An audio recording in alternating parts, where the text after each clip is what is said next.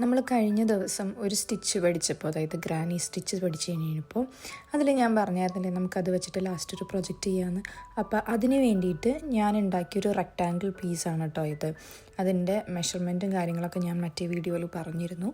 ഞാനത് ഇവിടെ ടാഗ് ചെയ്ത് കൊടുക്കാം. അതെങ്ങനെയാണ് ഫോൾഡ് ചെയ്തൊരു ബാഗ് ആക്കണേന്നാണ് നമ്മളിതിൻ്റെ ഉള്ളിൽ കാണാം. ഓക്കെ, ഈ ഗ്രാനി സ്റ്റിച്ചിന് അത്യാവശ്യം ഗ്യാപ്പ് ഉള്ളതുകൊണ്ട് നമ്മളെപ്പോഴും ഒരു ലൈനിങ് ഇട്ടിട്ടാണ് ചെയ്യുന്നത്. നിങ്ങളുടെ ചോയ്സാണ്, വേണമെന്നുണ്ടെങ്കിൽ ചെയ്യാം, വേണ്ടെങ്കിൽ വേണ്ട. അപ്പം ഞാനൊരു ലൈനിങ് ഇട്ട് നിങ്ങൾക്ക് കാണിച്ചു തരാമെന്ന് വിചാരിച്ചു. അപ്പോൾ അതിന് വേണ്ടിയിട്ട് ആദ്യം തന്നെ ഈ റെക്റ്റാങ്കിളിൻ്റെ മെഷർമെൻറ്റ് എടുക്കുകയാണ്. അതിൻ്റെ വിഡ്ത്ത് എത്രയാണെന്നും അതിൻ്റെ ഹൈറ്റ് എത്രയാണെന്നും നമ്മളൊന്ന് മെഷർ ചെയ്തിട്ട് നമ്മുടെ കയ്യിലുള്ള ഇതിൻ്റെ ലൈനിങ്ങിൻ്റെ തുണി ഉണ്ടല്ലോ, എൻ്റെ കയ്യിൽ ഇപ്പോൾ ഒരു പഴയ യൂസ് ചെയ്യാത്തൊരു ഷോൾ ഉണ്ടായി, ഒരു കോട്ടൺ പോളിസ്റ്റർ ഷോളാ തോന്നുന്നു. അപ്പോൾ ഞാനത് എടുത്ത് അതിന് സെയിം എത്രയാണ് മെഷർമെൻ്റ് ഉള്ളതെന്ന് നോക്കിയിട്ട് ആ ഒരു മെഷർമെൻറ്റിൽ പിന്നെയും ഒരു റെക്റ്റാങ്കിൾ പീസ് കട്ട് ചെയ്തെടുത്തു. ഞാൻ കട്ട് ചെയ്തെടുത്ത് കഴിഞ്ഞപ്പോൾ ഒരു രണ്ട് സൈഡിലും ഓരോരോ സെൻറ്റിമീറ്റർ കൂടുതൽ ഇട്ടിട്ടാണ് കേട്ടോ കട്ട് ചെയ്തെടുത്തത്. അതായത് 2 സെൻറ്റിമീറ്റർ എക്സ്ട്രാ നീളം, 2 സെൻറ്റിമീറ്റർ എക്സ്ട്രാ വിഡ്ത്തും എടുത്തിട്ടാണ് ഞാൻ കട്ട് ചെയ്തെടുത്തത്. കാരണം എനിക്ക് ഒന്നാമത്തെ കാര്യം കറക്റ്റായിട്ട് തയ്ക്കാൻ അറിയത്തില്ല, ഞാനത് പഠിച്ചിട്ടില്ല, ഞാനത് ചെയ്യുന്ന ഒരാളല്ല. അപ്പോൾ ഞാൻ എക്സ്ട്രാ കിടന്നാലും കുഴപ്പമില്ല, എനിക്കത് ബാക്കി അവസാനം കട്ട് ചെയ്ത് കളയാലോ എന്ന് വിചാരിച്ചിട്ടാണ് ഞാനങ്ങനെ ചെയ്തത്. നിങ്ങൾക്കറിയാമെങ്കിൽ അതിനനുസരിച്ച് കറക്റ്റായിട്ട് എടുത്താൽ മതി കേട്ടോ. ഇങ്ങനെ വെക്കുമ്പോൾ നിങ്ങൾക്ക് കറക്റ്റായിട്ട് മനസ്സിലാവും. ഞാൻ അത്രയും വീതി എക്സ്ട്രാ ഇട്ടിട്ടാണ് കേട്ടോ ഞാനത് കട്ട് ചെയ്തത്. അപ്പോൾ എനിക്കൊരു റെക്റ്റാങ്കിൾ പീസ് ഞാൻ ആ ഷോളിൽ നിന്ന് കട്ട് ചെയ്തെടുത്തു. ഇനി അത് കഴിഞ്ഞിട്ട് അത് തുന്നി ചേർക്കുന്ന പോർഷനാണ്. അത് വൺസ് കട്ട് ചെയ്തെടുത്തിട്ട് ഞാൻ ടേപ്പിസ്ട്രി നീഡിൽ, നമ്മുടെ പ്ലാസ്റ്റിക് നീഡിൽ ഉപയോഗിച്ചല്ല ഞാൻ തുന്നിയെടുത്തത്. അത് വെച്ചിട്ട് ഇതിലേക്ക് തുന്നി ചേർക്കാൻ പാടായിരിക്കും. ഞാൻ സാധാ സൂചി നൂല്, നമ്മൾ തയ്ക്കാൻ ഉപയോഗിക്കുന്ന സൂചി നൂലും എടുത്തിട്ടാണ് ഞാൻ 4 സൈഡും തുന്നി ചേർത്തത് കേട്ടോ. അപ്പോൾ നമ്മൾ ലൈനിങ് ഒക്കെ വെച്ചിട്ട് ഇത് ഓൾറെഡി ഈ റെക്റ്റാങ്കുലർ പാനലിൽ സെറ്റാക്കി. ഇനി നമുക്ക് മടക്കേണ്ടത് എങ്ങനെയാണെന്ന് ഞാൻ ഒന്നുകൂടെ കാണിച്ചു തരാം. അതായത് ഈ ഒരു എൻഡിൽ നിന്ന് നമ്മളിതേ ഇങ്ങനെ മടക്കും, ഇപ്പുറത്തെ എൻഡിൽ നിന്ന് നമ്മൾ നേരെ റിവേഴ്സ് ഓപ്പോസിറ്റ് സൈഡിലോട്ട് മടക്കണം. എന്നിട്ട് ഈ ഒരു ഗ്യാപ്പിൻ്റെ അവിടെ നമ്മളിതേ ഇതും കൂടെ ചേർത്ത് പിടിച്ച് ഇതിനിങ്ങനെ ജോയിൻ ചെയ്യിപ്പിക്കണം. അപ്പോൾ ഈ ഒരു പാറ്റേൺ വരും. ഓക്കെ, ഇനിയിപ്പോൾ ഞാൻ ചെയ്യാൻ പോകുന്നത്, എനിക്കിവിടെ നേരത്തെ ലൈനിങ് ഒക്കെ എക്സ്ട്രാ നൂലൊക്കെ ഫിറ്റ് ചെയ്തതിൻ്റെ ഈ ഒരു എക്സ്ട്രാസ് ഇവിടെ കിടപ്പുണ്ട്. നമ്മൾ സ്യൂ ചെയ്ത് പിടിപ്പിച്ചിട്ടും എക്സ്ട്രാസ് കിടപ്പുണ്ട്. അപ്പോൾ ഞാൻ അതൊക്കെ ഒന്ന് ഹൈഡ് ചെയ്യാൻ വേണ്ടിയിട്ട് ഞാൻ എന്ത് ചെയ്യണമെന്ന് വെച്ച് കഴിഞ്ഞാൽ, ഞാൻ ഇങ്ങനൊരു ബോർഡർ സിംഗിൾ ക്രോഷ്യ വെച്ചിട്ട് ഈ നൂല് വെച്ചിട്ട്, നിങ്ങൾക്ക് ഏത് കളർ വേണമെങ്കിലും ഉപയോഗിക്കാം. വേണമെങ്കിൽ ഒരു വേറെ കളറ്, ഐവറി കളറോ അങ്ങനെ ഏത് വേണമെങ്കിലും ഉപയോഗിക്കാം കേട്ടോ. നിങ്ങൾക്ക് വേറെ കളർ വേണമെങ്കിലും എടുക്കാം, ഈ ഒരു കളർ പാലറ്റിലല്ലാണ്ടുള്ളത് അങ്ങനെയും ചെയ്യാം. അപ്പോൾ ഇത് ഞാൻ എന്താ ചെയ്യണമെന്ന് വെച്ച് കഴിഞ്ഞാൽ, നിങ്ങൾ നോക്കിക്കഴിഞ്ഞാൽ മനസ്സിലാവും, ഞാൻ ഒരു ബോർഡറും കൂടെ കൊടുത്തു.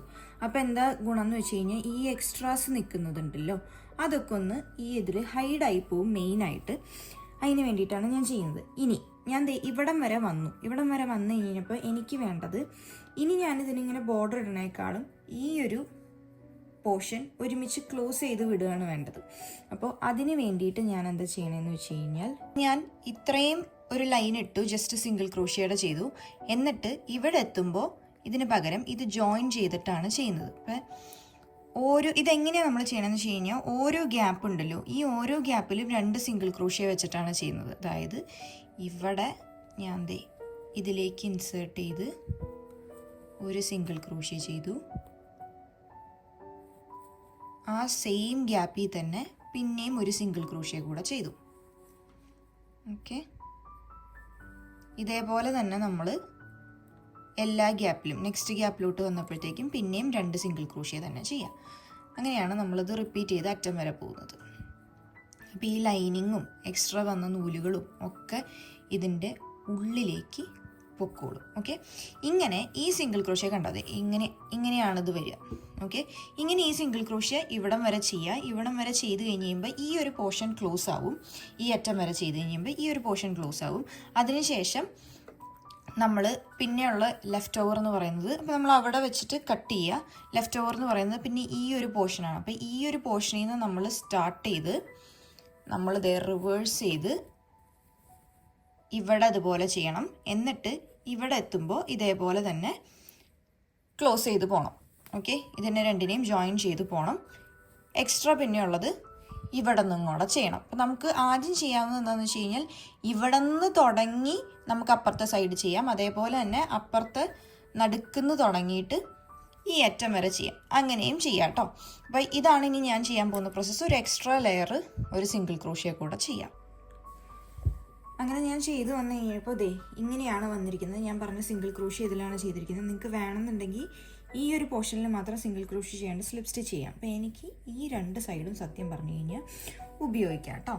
ഞാൻ ഇനി ചെയ്യാൻ പോകുന്നത് ഇതിന് ഹാൻഡിൽ അറ്റാച്ച് ചെയ്യുക എന്നുള്ളതാണ്. ഞാൻ ഓൾറെഡി ഇവിടെ ഒരു ഹാൻഡിൽ മേടിച്ച് വെച്ചിട്ടുണ്ട്.